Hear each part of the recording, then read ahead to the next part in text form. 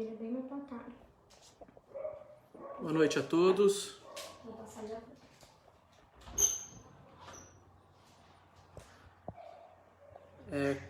Inicialmente gostaria de pedir desculpa pelo atraso, mas tivemos um probleminha aqui na conexão pelo computador e estamos tendo que fazer pelo celular.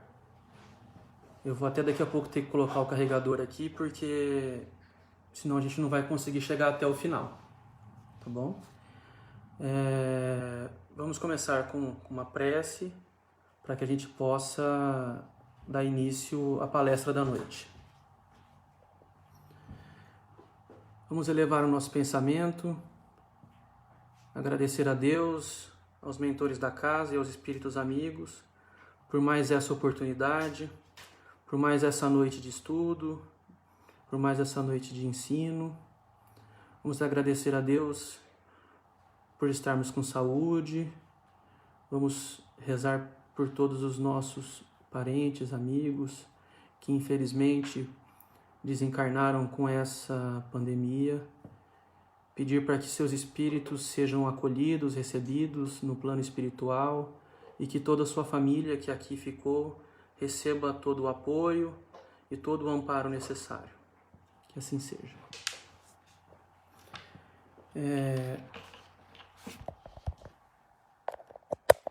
Inicialmente, gostaria de agradecer o convite que eu recebi do GEAL para poder conversar um pouquinho com vocês. Não é uma aula, na verdade é uma conversa. Conversar um pouquinho com vocês sobre um tema que eu acho muito interessante. Nós vamos hoje falar sobre a missão de Allan Kardec. E falar da missão de Allan Kardec, nós temos que sempre estar renovando o entendimento dessa missão para que nós possamos entender os princípios espíritas, né? Entender quem foi Allan Kardec, quem foi o codificador, para que nós possamos entender, inclusive, todo o aspecto questionador da filosofia espírita. Aquilo que Allan Kardec nos trouxe na introdução ao Livro dos Espíritos, que seria a nossa fé raciocinada. Não é? Não é uma fé cega, é uma fé pensante. Então nós teríamos que fazer toda uma análise científica, filosófica e religiosa também, passando tudo pelo crivo da nossa consciência, para que a partir daí possamos entender, compreender e assimilar o que a doutrina espírita nos traz. Mas para falarmos de Allan Kardec, nós precisamos voltar um pouco no tempo, antes do século XIX. Nós precisamos, na realidade, ir para a Idade Medieval, a Idade Média, a Era das Trevas. Pois é nesse momento que nós vamos encontrar, ali na cidade de Husinec, no Reino da Boêmia, onde hoje se encontra a República Tcheca, mais exatamente no ano de 1369, quando nasceu Jan Hus. Jan Hus, que em uma livre tradução também poderia ser chamado de João Hus. Hus seria o diminutivo de Husinec. Como era hábito na época, se usava um nome e o sobrenome seria a sua origem. Então, Jan Hus, que seria Jan de Husinec. Jan Hus foi um reformador tcheco que nasceu filho de camponeses, aprendeu com seus pais durante a sua infância que teria que viver na verdade, construindo seus ideais, defendendo suas ideias. Jan Hus estudou na cidade de Praga, onde se formou bacharel em artes e em teologia. Jan Hus, após sua formatura, foi professor, participou da reforma do ensino tcheco, principalmente no que tange a reforma da gramática e da aritmética daquela região. Jan Hus partiu para o ensino do cristianismo e por volta de 1400 ele foi ordenado e nomeado pregador da Capela de Belém, localizada em Praga. Ocorre que o período era um período de muitos conflitos na região. Conflitos religiosos e políticos. Por quê? Porque a região da Boemia, muito embora independente, estava vinculada à Germânia, à Alemanha. E a Alemanha buscava o isolamento da Boêmia. Enquanto isso, os moradores da região, assim como Jan Hus, buscavam uma independência do reino, não aceitando tudo que a igreja pregava, mas sempre respeitando o que era dito pela igreja. Porque, como se sabe, na época, a igreja possuía grande poder sobre a região.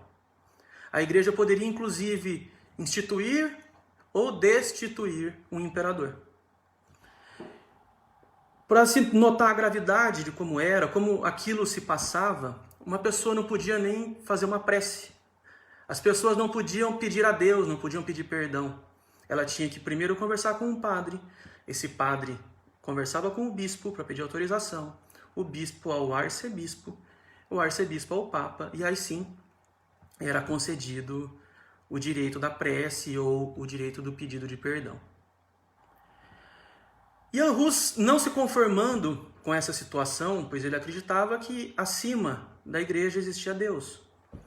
Ele se torna seguidor da doutrina de Wycliffe, que era um professor de Oxford, que possuía ideias reformadoras para a época, né? Uma das ideias era a seguinte: na época, a Bíblia só existia em latim. E Jan Hus entendia que aquilo, não é que ela proibia, mas ela não permitia que o seu povo tivesse acesso à palavra do Cristo, à palavra de Deus. A partir daí, ele, assim como Wycliffe, traduz a Bíblia para o tcheco, como uma forma de facilitar o acesso e o conhecimento da população. Com isso, ele começa a levantar muitos questionamentos contra a igreja, inclusive a inafabilidade papal, que seria que o Papa não erra. E ele começa a levantar questionamentos contra a igreja. Com isso, ele, que era uma pessoa afim da igreja, entra em conflito com o arcebispo e perde o cargo de pregador. Com a perda de seu cargo, começam muitas discussões na região, na cidade de Praga, e a rainha Sofia o elege chefe do Partido Nacional. Mas isso não foi suficiente. A partir de 1409, aproximadamente, Jan Hus ele é excomungado da igreja, e a igreja ameaça, inclusive, a excomunhão da Boêmia. O rei Venceslau, então, solicita a Jan Hus que ele vá embora de Praga para evitar maiores problemas com a cidade e com o estado da Boêmia. E ele atende ao pedido do rei e ele vai embora. Aproximadamente em 1414, o imperador Segismundo, que junto com João XXIII, convocam o Concílio de Constância. Dentre umas das atividades do concílio seria questionar algumas heresias da igreja. E Jan Hus é convidado pelo imperador Segismundo para comparecer a Constância a fim de participar do concílio. E ele lhe garante um salvo-conduto, com o qual ele não poderia ser preso, não poderia ser levado à morte, ou ele teria garantido a sua liberdade. Jan Hus concorda, vai a Praga e dali ele parte para Constância. Chegando em Constância, ele é preso, ele fica em locais onde ele adquire várias doenças e ele sofre muito com aquilo, até que em fevereiro de 1415 ele é julgado e condenado à morte. Jan Hus é levado à fogueira, nu, e sobre sua cabeça é colocado um chapéu de papel, onde está escrito: "Eis aqui o herege". Mas antes de morrer, Jan Hus ainda dá um recado ao seu carrasco. que ele morria na fogueira, mas que a verdade não seria calada e que um dia a verdade seria mostrada ao mundo.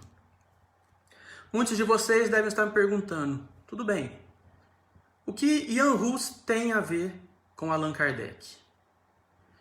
E a resposta para esse questionamento ela vem de uma psicografia de 1857, da então médium Hermance Dufault, que é muito estudada, inclusive, no centro, em várias atividades. E essa psicografia ela é transcrita em 1921 por Dr. Canuto Abreu, que na livraria Le Marie tem acesso à documentação de Allan Kardec, e ali, nessa psicografia, o espírito diz para o professor Rivail que, em uma vida anterior, ele teria sido Ian Hus. E com isso a gente consegue identificar algumas semelhanças entre os dois, né? O caráter reformador do ensino, os dois foram professores, atuaram no magistério, os dois envolvidos com o meio religioso, os dois foram tradutores e sempre estiveram na busca da verdade.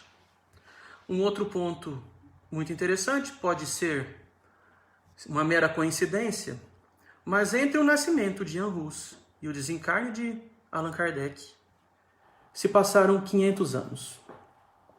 E isso nos mostra quanto tempo esse espírito foi preparado para a missão. Quanto tempo esse espírito foi instruído para a missão tão importante que ele nos trouxe. Agora, mais diretamente não vou nem dizer ainda Allan Kardec, que é um pseudônimo, mas de Hippolyte Léon Denisard Rivail, um francês de Lyon, nascido em 3 de outubro de 1804. Filho de uma família de juristas. O pai dele era um juiz de direito. Mas desde cedo, o menino Rivail sempre foi inclinado aos estudos de ciência e filosofia. Aos 10 anos de idade, ou seja, muito cedo, ele se muda para a Suíça, para a cidade de Yverdon, onde ele vai concluir os seus estudos no Instituto de Ensino de Pestalozzi, com quem, durante muito tempo de convivência, aprendeu tudo sobre amor ao próximo, ensino afetivo, e isso ele leva para a vida, durante todo o seu período de magistério.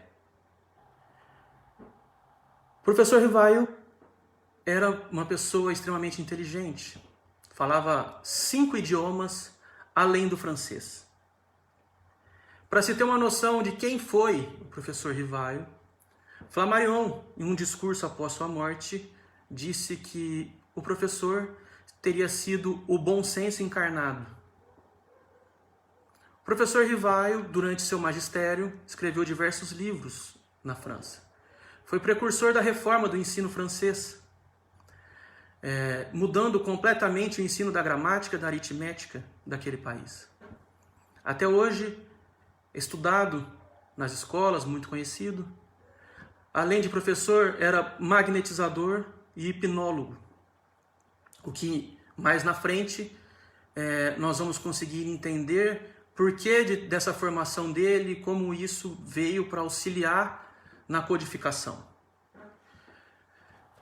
Professor Rivail, um curioso, no ano de 1854, se encontra com outro magnetizador, o Sr. Fortier, que lhe conta sobre mesas que se mexiam em Paris e em algumas cidades da Europa. Mesas conhecidas como mesas girantes, que estavam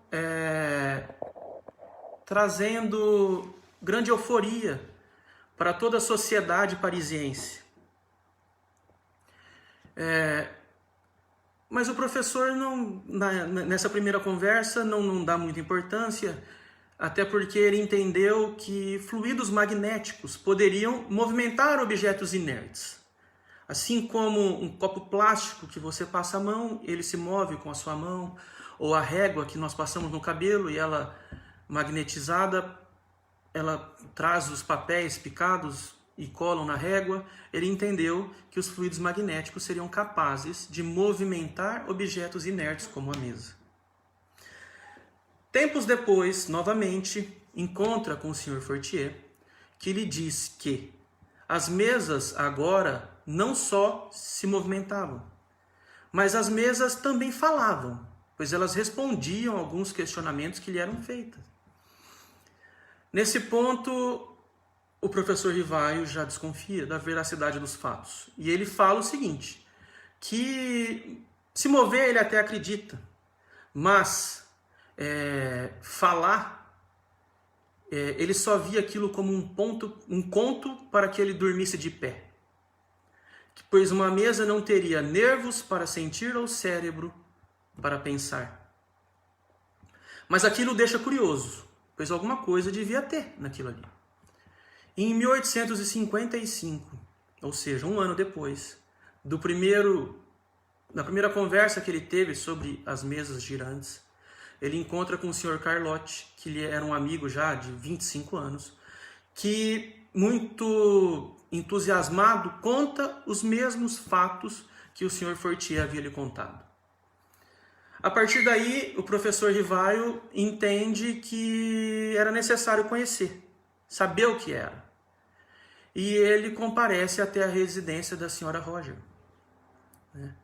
Ele vai junto com o Sr. Fortier, que era o seu magnetizador, e ali ele tem contato pela primeira vez, não só com as mesas que se moviam e respondiam, como também ele teve o primeiro contato com a senhora Planimazon, que foi uma das médiums que trabalhou bastante com ele no período em que ele acumulou material para o Livro dos Espíritos. As mesas, nesse primeiro momento, os médiuns ainda não psicografavam mensagens. A mesa respondia com batidas, uma para sim ou duas para não. Isso era tratado caso a caso ali no dia, mas isso foi como teria acontecido com as irmãs Fox no caso de Hydesville. A partir desse primeiro contato, o professor Rivaio se torna um curioso sobre o assunto, pois ele passou a entender que ali havia um fato que decorria de uma causa, e ele precisava entender o que acontecia. Ele começa a não considerar aquilo uma brincadeira como o mundo fazia, mas ele leva aquilo muito a sério e começa a desenvolver um trabalho muito específico, um trabalho profundo, onde ele começa a trabalhar com diversos médiums, não só de Paris e da região, como de outros países da Europa. E ele preparava perguntas e toda vez ele dava uma pergunta para todos os médiums que respondiam esse questionamento, e ele começou a observar que quando as perguntas elas convergiam suas respostas, quando as respostas vinham de uma forma alinhada em todos os médiums, aquilo ele considerava como válido. Quando as perguntas feitas tinham respostas totalmente opostas, ou respostas sem nenhum nexo, ele descartava automaticamente aquilo que tinha sido dito. O professor Rivaio sempre deixou muito claro que nós não podemos confiar apenas em um espírito mandando uma mensagem ou apenas um médium recebendo essa mensagem. Que o estudo precisava ser um processo científico. E ele utilizou 2 métodos científicos para os seus estudos: o método dedutivo e o método indutivo. O método dedutivo partia da premissa de que ele observava cuidadosamente, comparava e deduzia as consequências dos efeitos. Enquanto o método indutivo seria o processo de raciocínio, pelo qual a experiência de uma pessoa em particular se passava a generalizações. E a união desses 2 métodos, ela atingia o que ele precisava para a teoria e para a prática. Como uma forma de explicar bem fácil o que seria o método dedutivo, seria dizer, por exemplo, que todos os gregos têm barba. Então, se o homem A é grego, o homem A tem barba. Enquanto o método indutivo seria o método em que eu diria que todas as maçãs que eu já comi na vida eram doces. Então todas as maçãs do mundo são doces.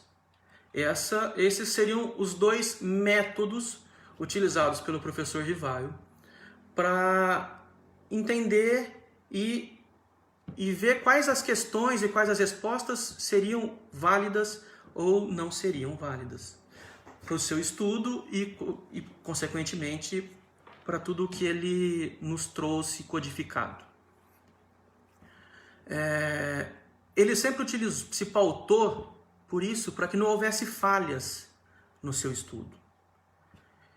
E no momento em que ele mais trabalhava, ele recebia muitas mensagens de que ele tinha uma missão e essa missão teria que ser cumprida, até que em 1856 ele recebe uma mensagem do Espírito Verdade. Mensagem essa que se encontra no livro Obras Póstumas, onde ele pergunta para o Espírito Verdade se realmente ele teria uma missão, onde ele recebe a resposta de que sim, e se ele falhasse nessa missão. Momento em que o Espírito Verdade responde: não ouvideis que podeis vencer, como podeis falir. Neste último caso, um outro te substituiria. Ou seja, fica muito claro para todos nós, né, que caso o professor Rivaio não pudesse atender a sua missão, um outro espírito já estaria preparado para que ela fosse cumprida. Então, nós precisamos, nesse ponto, entender que Allan Kardec não era um santo. Allan Kardec não foi um santo. Allan Kardec foi alguém muito preparado para nos trazer a codificação e nos trazer a filosofia espírita. Ato contínuo nos seus trabalhos, em abril de 1857, Allan Kardec publica o Livro dos Espíritos, que tem a sua publicação na biblioteca do Palais Royal, em Paris. Mas a partir daí, ele adota um pseudônimo. Ele deixa de utilizar o nome de batismo e passa a utilizar o nome Allan Kardec. O nome Allan Kardec, ele também recebeu por uma mensagem psicografada de que teria sido o nome em uma encarnação em que ele foi um druida. Então ele sai como professor Rivaio e passa a adotar o pseudônimo Allan Kardec, como uma forma também de separar quem era o professor e quem era o estudioso espírita, que no futuro se tornaria o codificador. Como Haroldo Dutra Dias diz, existe uma semelhança entre Saulo e Paulo de Tarso e professor Rivaio e Kardec, pois Saulo teve que diminuir para Paulo crescer, ao mesmo passo que o professor Rivaio precisou diminuir para Kardec crescer. Já como Kardec, ele publicou diversos artigos e diversos livros. E especialmente ele publicou O que é o Espiritismo, ele publicou O Livro dos Médiuns, O Evangelho segundo o Espiritismo, O Céu e o Inferno, a Gênese. Publicou a Revista Espírita durante alguns anos e fundou a Sociedade Parisiense de Estudos Espíritas, que foi o primeiro centro espírita do mundo. Allan Kardec ainda auxiliou e orientou a abertura de diversos centros espíritas por toda a Europa. Em 1862, Allan Kardec viajou durante todo o ano, divulgando o espiritismo e auxiliando todos os centros por onde ele passava. Inclusive publicou um livro chamado Viagem Espírita em 1862. Allan Kardec sempre foi um defensor dos ideais de Jesus, tanto na Idade Média quanto no século XIX, tanto como Jan Hus, como o professor Rivaio. Buscou a verdade, o amor, a caridade. Teve sua missão preparada durante séculos. Nos deixou uma doutrina codificada, solidificando ensinamentos, colaborando não só com o conhecimento da humanidade, mas com sua evolução. A importância de sua encarnação e de seu trabalho foi tanta que no livro Doutrina e Escola, a mensagem de Irmão X nos deixa claro como foi importante o trabalho de Allan Kardec. E aqui eu vou ler bem rápido para que todos tenham noção do que é. Depois de se dirigir aos numerosos missionários da ciência e da filosofia, destinados à revelação do pensamento do mundo no século XIX, o mestre aproximou-se do abnegado João Hus e falou generosamente: não será portador de invenções novas.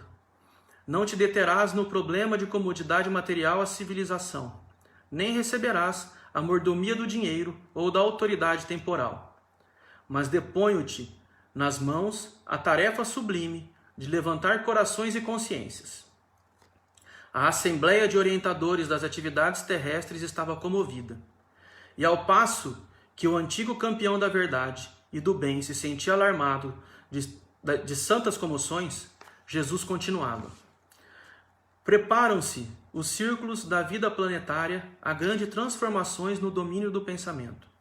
Imenso número de trabalhadores no mundo, desprezando o sentido evolucionário da vida, crê na revolução e nos seus princípios destruidores, organizando-lhe movimentos homicidas.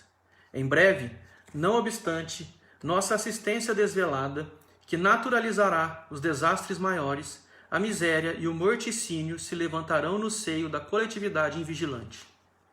A tirania campeará na terra, em nome da liberdade, cabeças rolarão nas praças públicas em nome da paz, como se o direito e a independência fossem frutos da opressão e da morte. Alguns condutores do pensamento desvairados, do personalismo destruidor, convertem a época da transição do orbe em turbilhão, envenenando o espírito dos povos. O sacerdócio organizado em bases econômicas não pode impedir catástrofe. A filosofia e a ciência intoxicaram as próprias fontes de ação e conhecimento.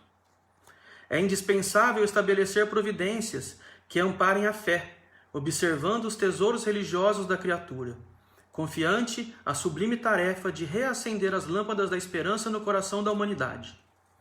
O evangelho do amor permanece eclipsado no jogo de ambições desmedidas dos homens viciosos. Vai, meu amigo, abrirás novos caminhos à sagrada aspiração das almas, descerrando a pesada cortina de sombras que vem absorvendo a mente humana.